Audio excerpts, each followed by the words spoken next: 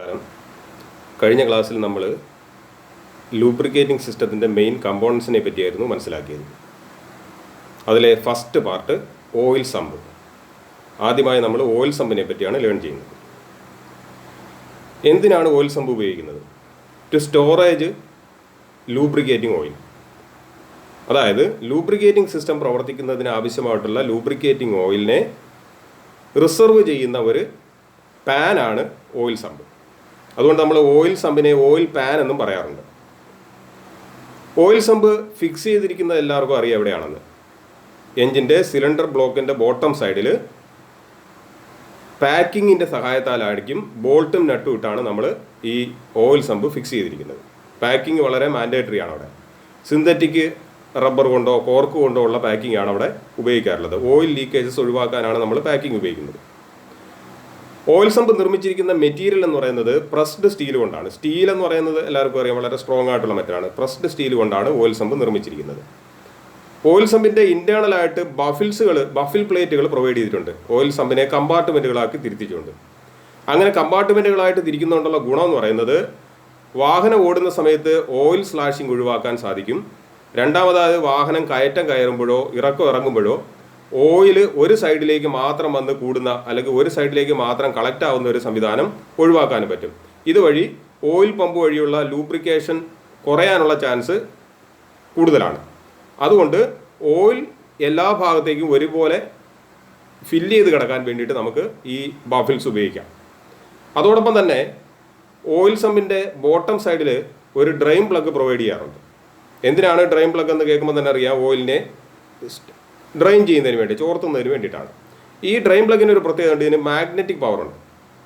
അതായത് ഓയിൽ എഞ്ചിനിൽ ലൂബ്രിക്കേറ്റ് ചെയ്തിട്ട് തിരിച്ച് ഓയിൽ സമ്പിലേക്ക് കളക്ട് ചെയ്യുന്ന സമയത്ത് ഓയിലിനകത്ത് നിരവധി മാലിന്യങ്ങൾ ഉണ്ടായിരിക്കും. ഡസ്റ്റ്, ഡർട്ട് പാർട്ടിക്കിൾസും മെറ്റൽ അബ്രാസീവ്സും ഉണ്ടായിരിക്കും, തരികളും ഉണ്ടായിരിക്കും. ഈ തരികളെ അബ്സോർബ് ചെയ്യാൻ വേണ്ടിയിട്ടാണ് നമ്മുടെ മാഗ്നറ്റിക് പവർ ഈ ഡ്രെയിൻ പ്ലഗിന് കൊടുത്തിരിക്കുന്നത്. ഓയിൽ സമ്പിൻ്റെ ഷേപ്പ് തന്നെ നമുക്ക് കാണുമ്പോൾ അറിയാം, ഒരു സൈഡ് ഡെപ്ത് കുറച്ചും ഒരു സൈഡ് ഡെപ്ത് കൂടിയുമാണ്. നേരത്തെ പറഞ്ഞ കണക്ക് വാഹനം കയറ്റം കയറുമ്പോഴും ഇറക്കം ഇറങ്ങുമ്പോഴും ഒക്കെ ഉണ്ടാകുന്ന ലാക്ക് ഓഫ് ലൂബ്രിക്കേഷൻ ഒഴിവാക്കാൻ വേണ്ടിയിട്ടാണ് അങ്ങനെ ഡിസൈൻ ചെയ്തിരിക്കുന്നത്. അതോടൊപ്പം തന്നെ നല്ല രീതിയിലുള്ള എയർ സർക്കുലേഷൻ ഓയിൽ സമ്പിന് കിട്ടുന്നതിന് വേണ്ടിയിട്ടും ഈ ഓയിൽ സമ്പ് സിലിണ്ടർ ബ്ലോക്കിൻ്റെ ബോട്ടം സൈഡിൽ ക്രമീകരിക്കുമ്പോൾ സാധിക്കുന്നുണ്ട്. അതുവഴി ഓയിലിന് കുറച്ച് കൂളിംഗ് കിട്ടാനും ഇത് സഹായിക്കാറുണ്ട്. അപ്പം ഓയിൽ സമ്പുമായിട്ട് ബന്ധപ്പെട്ട് നമുക്ക് ഇത്രയും കാര്യങ്ങൾ ഓർത്തിരിക്കണം. നെക്സ്റ്റ് പാർട്ടിലേക്ക് പോകാം.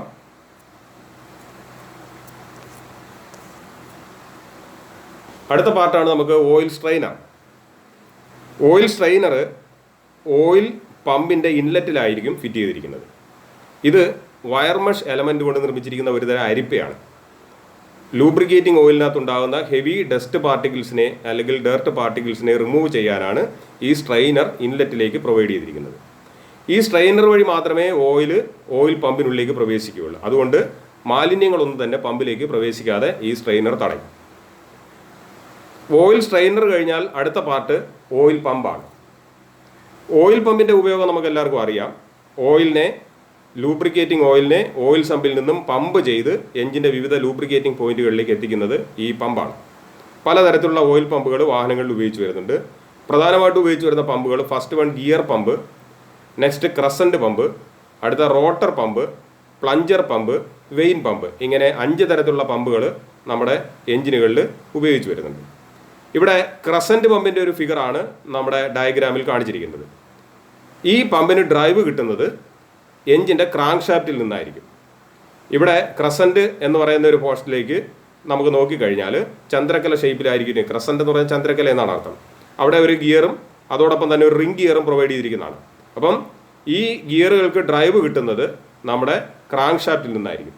ഈ പമ്പ് എഞ്ചിൻ ഓയിലിനെ പമ്പ് ചെയ്ത് എഞ്ചിൻ്റെ വിവിധ ഭാഗങ്ങളിലേക്ക് എത്തിക്കാൻ വളരെയധികം ഹെൽപ്പ് ചെയ്യുന്നു എന്നുള്ളതാണ്. നെക്സ്റ്റ് പമ്പാണ് ഗിയർ പമ്പും റോട്ടർ പമ്പും. ആദ്യം തന്നിരിക്കുന്ന ഫിഗർ ഒരു ഗിയർ പമ്പിൻ്റെ ഫിഗറാണ്. ഇവിടെ 2 ഗിയറുകൾ ഫിറ്റ് ചെയ്തിരിക്കുന്നത് കാണാം ഒരു കേസിങ്ങിനുള്ളിൽ. ഈ ഗിയറുകളെ നമ്മൾ സ്പർ ഗിയേഴ്സ് എന്ന് പറയും. ഈ ഗിയറുകളിൽ ഒന്നാമത്തെ ഗിയറിനെ നമ്മൾ ഡ്രൈവിംഗ് ഗിയർ എന്നും രണ്ടാമത്തെ ഗിയറിനെ ഡ്രിവൺ ഗിയർ എന്നും പറയും. അപ്പോൾ ഡ്രൈവിംഗ് ഗിയർ കറങ്ങുന്നതിന് ഓപ്പോസിറ്റായിട്ടായിരിക്കും ഡ്രിവൺ ഗിയർ തിരിയുന്നത്. അപ്പോൾ ഈ ഗിയറുകൾ ഓപ്പോസിറ്റായിട്ട് ഡ്രൈവ് ചെയ്യുമ്പോൾ അവിടെ ഉണ്ടാകുന്ന സ്പേസിലാണ് ഓയിലിൻ്റെ സക്ഷൻ നടക്കുന്നത്. അതോടൊപ്പം തന്നെ ഓയിൽ പ്രഷറൈസ് ചെയ്യുന്നത് ഈ പറഞ്ഞിരിക്കുന്ന ഗിയറുകളുടെ ടീത്തുകൾ തമ്മിൽ ജോയിൻ ചെയ്യുന്ന ഭാഗത്തും ആയിരിക്കും. ഇത്തരം പമ്പുകൾ ഏറ്റവും കൂടുതലായിട്ട് നമ്മുടെ വാഹനങ്ങളിൽ ഉപയോഗിച്ച് വരുന്നുണ്ട്. ഈ പമ്പിന് ഡ്രൈവിംഗ് കിട്ടുന്നത് എഞ്ചിൻ്റെ ക്യാം ഷാഫ്റ്റിൽ നിന്നാണ്. രണ്ടാമത്തെ പമ്പാണ് വലത് സൈഡിൽ കൊടുത്തിട്ടുണ്ട്, റോട്ടർ ടൈപ്പ് പമ്പാണ്. ഇവിടെ ഈ ഗിയറുകളെ പോലെ തന്നെ 2 റോട്ടറുകളാണ് ക്രമീകരിച്ചിരിക്കുന്നത്, ഒരു ഇന്നർ റോട്ടറും ഔട്ടർ റോട്ടറും.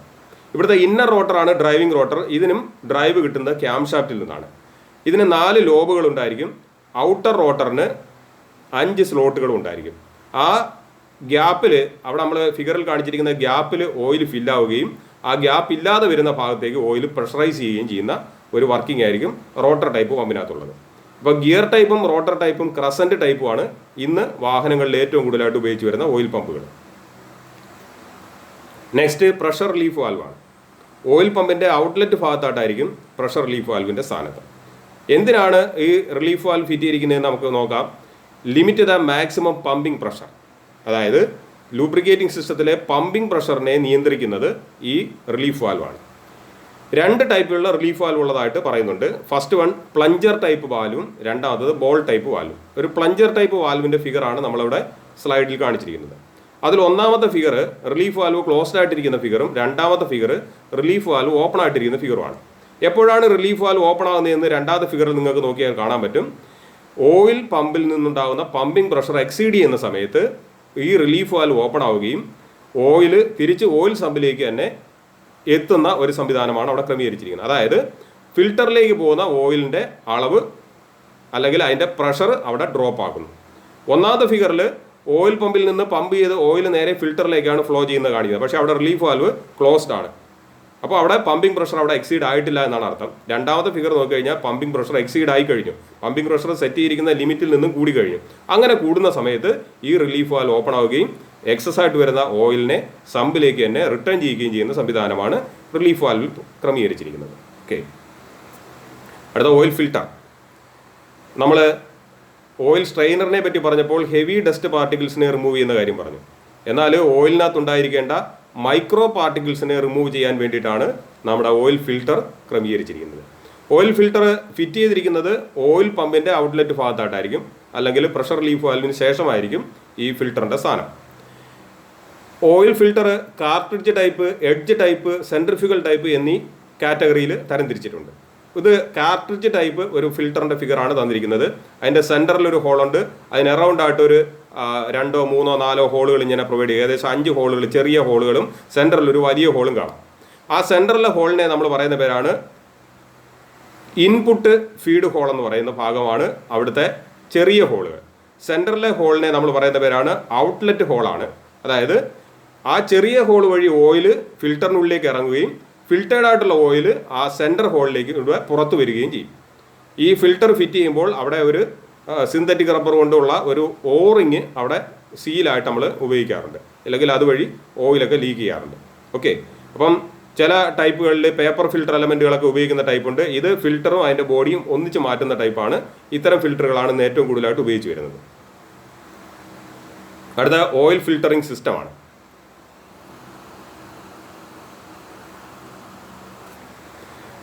ഓയിൽ ഫിൽറ്ററിംഗ് സിസ്റ്റത്തിൽ 2 ടൈപ്പ് സിസ്റ്റം ഉള്ളതായിട്ട് പറയുന്നു. ഒന്നാമത്തേനെ നമ്മൾ പറയുന്ന പേരാണ് ഫുൾ ഫ്ലോ സിസ്റ്റം എന്നും രണ്ടാമത്തേനെ ബൈപ്പാസ് സിസ്റ്റം എന്നും പറയും. കേൾക്കുമ്പോൾ തന്നെ അറിയാം, ഫുൾ ഫ്ലോ സിസ്റ്റമാണ് ഏറ്റവും കൂടുതലായിട്ട് ഉപയോഗിച്ച് വരുന്നത്.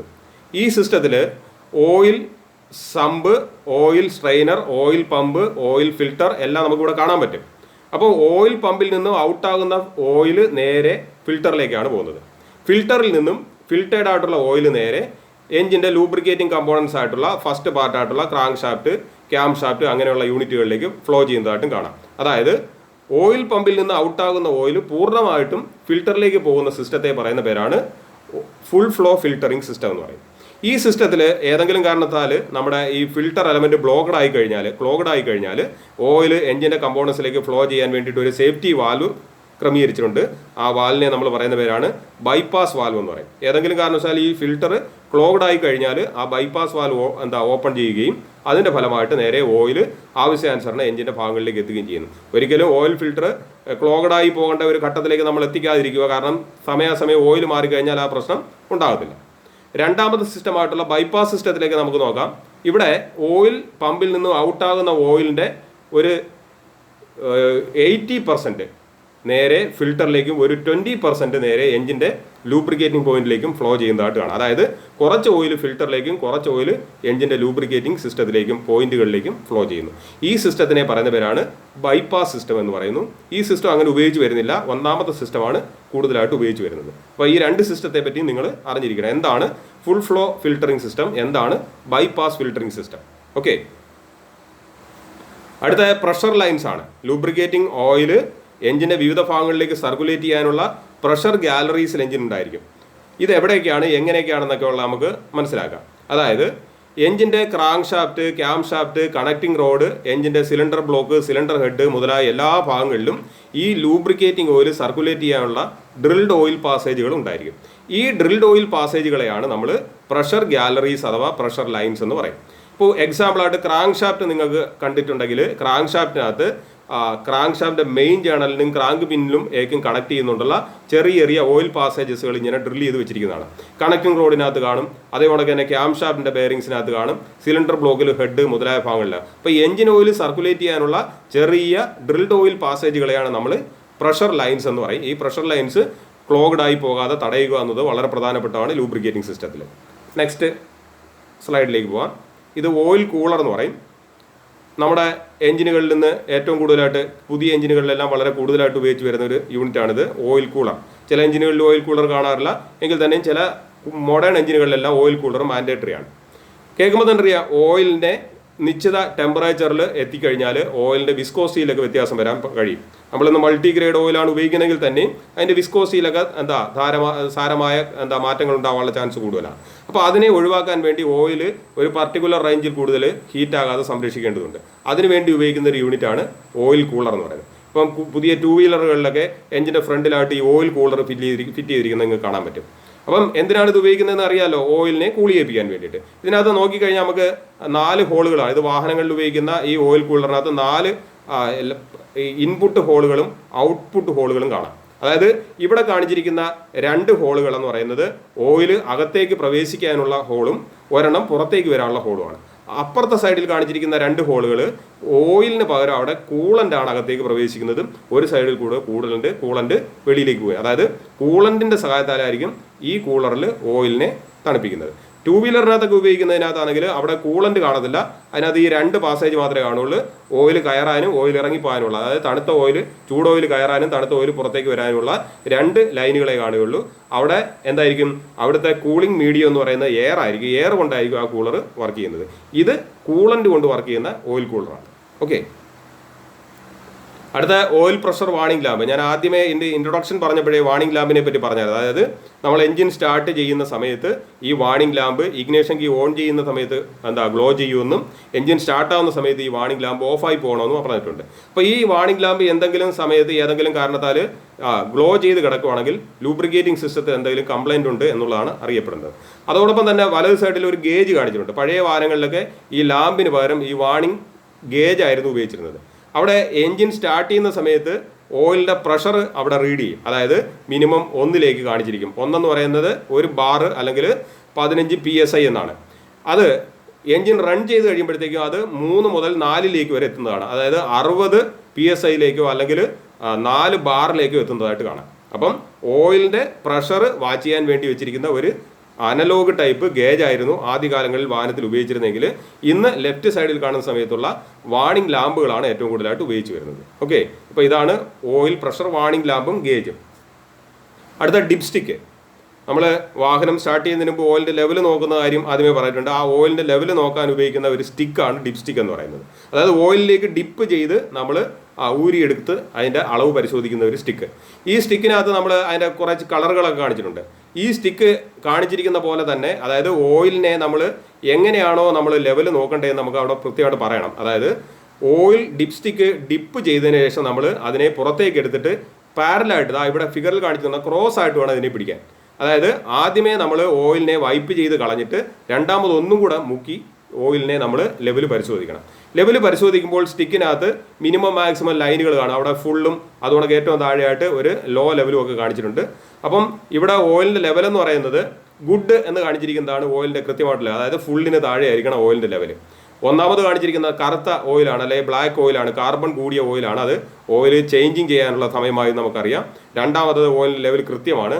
മൂന്നാമത്തെ ഓയിലിൻ്റെ ലെവൽ കുറവാണ് എന്നുള്ളതാണ് അവിടെ കാണിച്ചിരിക്കുന്നത്. നാലാമത് കാണിച്ചിരിക്കുന്ന കോൾഡ് കണ്ടീഷനാണ്, അതായത് ഓയിൽ തണുത്തിരിക്കുന്ന അവസരത്തിലുള്ള ആ രൂപമാണ്.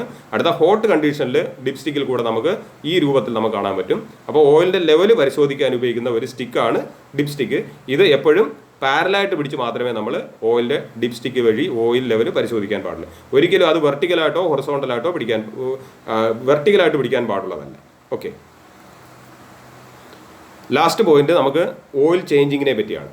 നമുക്കറിയാം, ആദ്യമേ നമ്മൾ ഇൻട്രൊഡക്ഷനിലെ പറഞ്ഞ കാര്യമാണ്, നിശ്ചിത കിലോമീറ്ററുകൾ കൂടുമ്പോഴോ അല്ലെങ്കിൽ നിശ്ചിത മാസം കഴിയുമ്പോഴോ ഇതിലേതാണോ ആദ്യം വരുന്നത് ആ സമയത്ത് നമ്മൾ ഓയിലിനെ ചേഞ്ച് ചെയ്യാറുണ്ട്. ഓയിൽ ചേഞ്ച് ചെയ്യുമ്പോൾ പാലിക്കേണ്ട പ്രൊസീജിയേഴ്സാണ് ഇവിടെ തന്നിരിക്കുന്നത്. ആദ്യമായിട്ട് നമ്മൾ ഈ ഓയിൽ ചേഞ്ചിങ്ങിൻ്റെ പ്രൊസീജിയറിൽ first point, run the engine for attain the working temperature. Engine ഒരു നോർമൽ വർക്കിംഗ് ടെമ്പറേച്ചർ ഉണ്ട്. ആ വർക്കിംഗ് ടെമ്പറേച്ചർ ആകുന്നതുവരെ എൻജിൻ സ്റ്റാർട്ട് ചെയ്യണം. അപ്പോൾ തണുത്ത് കിടക്കുന്ന ഒരു എൻജിൻ ആണെങ്കിൽ നേരെ പോയി ഓയിൽ ഡ്രെയിൻ ചെയ്യാൻ പാടില്ല എന്നർത്ഥം. എൻജിൻ സ്റ്റാർട്ട് ചെയ്ത് എൻജിൻ്റെ വർക്കിംഗ് ടെമ്പറേച്ചർ അറ്റൈൻ ചെയ്യുന്നവരെ, അല്ലെങ്കിൽ 5 മിനിറ്റ് എൻജിൻ സ്റ്റാർട്ടാക്കി ഇടുക എന്നുള്ളതാണ്. അപ്പോൾ എൻജിൻ്റെ വർക്കിംഗ് ടെമ്പറേച്ചർ അറ്റൈൻ ചെയ്തോളും. Then drain the old oil. എൻജിൻ്റെ പഴയ ഓയിൽ നമ്മൾ ഓയിൽ സമ്പിൻ്റെ അടിയിലുള്ള ഡ്രെയിൻ പ്ലഗ് തുറന്നുകൊണ്ട് നമ്മൾ കൃത്യമായിട്ടുള്ള ഒരു ഓയിൽ എങ്ങും വീഴി ലോസായി പോകാതെ അല്ലെങ്കിൽ അവിടെയൊക്കെ വീണ് നശിച്ചു പോകാതെ ഇരിക്കാൻ വേണ്ടിയിട്ട് നമ്മൾ ക്ലിയർ ആയിട്ട് ഒരു ഡിഷോ അല്ലെങ്കിൽ എന്തെങ്കിലും ഒരു പാനോ എടുത്ത് വെച്ച് അത് ഓയിലിനെ കളക്ട് ചെയ്യുക എന്നുള്ളതാണ്, ഡ്രെയിൻ ചെയ്യുക എന്നുള്ളതാണ്. മൂന്നാമതായിട്ട് ചേഞ്ച് ചെയ്ത ഓയിൽ ഫിൽട്ടർ. ഓയിലിനെ ചേഞ്ച് ചെയ്ത് കഴിഞ്ഞാൽ ഓയിൽ പുറത്തേക്ക് വരാൻ അല്ലെങ്കിൽ പൂർണ്ണമായിട്ടും ഡ്രെയിൻ ആവാൻ കുറച്ച് സമയമെടുക്കും. ആ സമയത്ത് നമ്മൾ കുറച്ച് മെയിൻ്റനൻസ് വർക്കുകൾ എഞ്ചിനകത്ത് ചെയ്യണം. ആ സമയത്താണ് നമ്മൾ എഞ്ചിൻ്റെ ഓയിൽ ഫിൽട്ടറിനെ നമ്മൾ ഇളക്കിയിട്ട് പുതിയ ഓയിൽ ഫിൽട്ടറിനെ നമ്മൾ ഫിറ്റ് ചെയ്യേണ്ടത്. അപ്പോൾ പുതിയ ഓയിൽ ഫിൽട്ടറിനെ ഫിറ്റ് ചെയ്യുമ്പോൾ ശ്രദ്ധിക്കേണ്ട കാര്യം, അതിനകത്ത് പുതിയ ഓറിംഗ് ഒക്കെ ഇട്ട് വളരെ കൃത്യമായിട്ട് വേണം അത് ഫിറ്റ് ചെയ്യാൻ. അത് ഓയിൽ ഫിൽട്ടർ ഇളക്കാനും ഫിറ്റ് ചെയ്യാനും നമുക്ക് റഞ്ചുകളൊക്കെ ഉണ്ട്, സ്പെഷ്യൽ ടൂളുകളായിട്ടുള്ള ഫിൽട്ടർ റഞ്ചുകളൊക്കെ ഉപയോഗിക്കാറുണ്ട്. Next, change or service the air filter.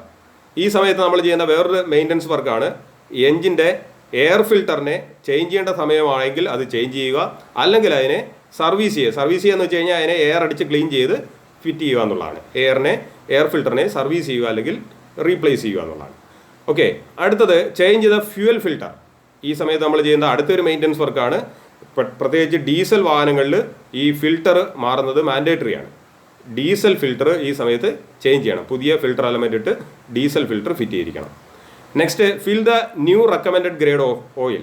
അതായത് ഓയിൽ പൂർണ്ണമായിട്ടും ചോർത്തി എടുത്തതിന് ശേഷം ഡ്രെയിൻ പ്ലഗ് പുതിയ വാഷർ ഇട്ട് നമ്മൾ ഫിറ്റ് ചെയ്യുക.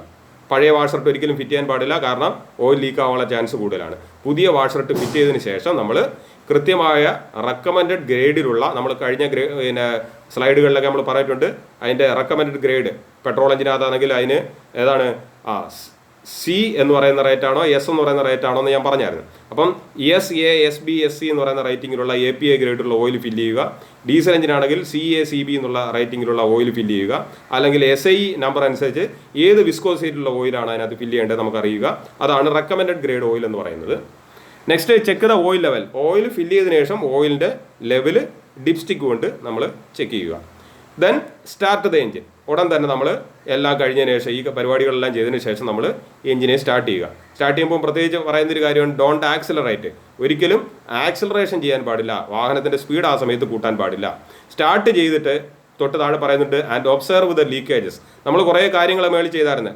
ഓയിലിനെ ഡ്രെയിൻ ചെയ്തു, അവിടെ ലീക്ക് ഉണ്ടോ എന്ന് നോക്കണം. ഓയിൽ ഫിൽട്ടറിനെ ചേഞ്ച് ചെയ്തു, അവിടെ ലീക്കേജ് ഉണ്ടോ എന്ന് നോക്കണം. ഫ്യൂവൽ ഫിൽട്ടറിനെ ചേഞ്ച് ചെയ്തു, അവിടെ ലീക്കേജ് ഉണ്ടോ എന്ന് നോക്കണം. അപ്പം ഈ ഭാഗങ്ങളെല്ലാം ലീക്കേജസ് ഉണ്ടോ എന്ന് പരിശോധിക്കുക എന്നുള്ളതാണ് അടുത്ത സ്റ്റെപ്പ്. ലീക്കേജസ് ഒന്നും ഇല്ല എന്നുണ്ടെങ്കിൽ ഉടൻ തന്നെ നമുക്ക് എഞ്ചിനെ ആക്സിലറേറ്റ് ചെയ്യുക. അത് ഗ്രാജ്വലി മാത്രമേ, അതായത് ക്രമേണ എഞ്ചിൻ്റെ സ്പീഡ് ഉയർത്തി കൊണ്ടുവരിക. Accelerate the engine gradually.